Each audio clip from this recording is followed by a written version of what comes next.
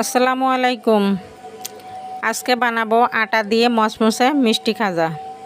তার জন্য আমি 1.5 কাপ আটা শুধু লবণ পানি দিয়ে একটা ডো তৈরি করে রেস্টে রাখবো 20 মিনিট।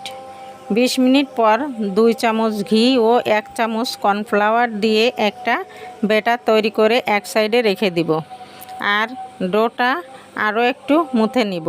এবার ডোটা লম্বা করে পছন্দ মতো লেচি কেটে নিব। আমি 4টা লেচি কেটে নিয়েছি এবং 4টা পাতলা রুটি বেলে নিব।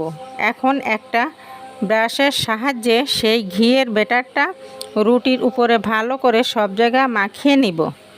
এবার একটা ছুরির সাহায্যে এইভাবে লম্বা করে কেটে নিয়ে এক সাইড থেকে গড়িয়ে নিব। যদি না টেনে ভিডিওটি দেখেন তাহলে বুঝতে কোনো অসুবিধা হবে না। এবার রুটির মাথার অংশটা নিচের অংশে লাগিয়ে দিব। তারপর হাত দিয়ে একটু প্রেস করে সামান্য বেলে পাতলা করে নিব। সব কয়টি এভাবে বানিয়ে নিব। এখন আমি 1 কাপ চিনি ও 1 কাপ পানি দিয়ে একটা ঘন শিরা তৈরি করে নিব এবং শিরা ঢেকে রাখবো যেন গরম থাকে। এবার আমি একটা কড়াইতে কিছু তেল দিয়েছিলাম গরম হওয়ার জন্য।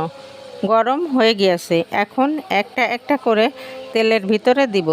যখন উপরে ভেসে উঠবে তখন একটা ঝুড়ির মাথার অংশ দিয়ে একটু ছড়িয়ে দিব। দেখবেন অনেকটা ফুলে উঠবে। এভাবে সবগুলো ভেজে তেলটা ঝরিয়ে নিব এবং সবশেষে আমি সেই চিনির শিরাটা একটা চামচ দিয়ে গজার উপরে ছড়িয়ে দিব।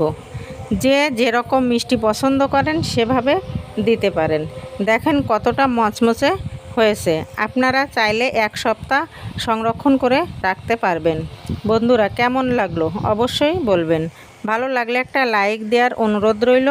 ধন্যবাদ।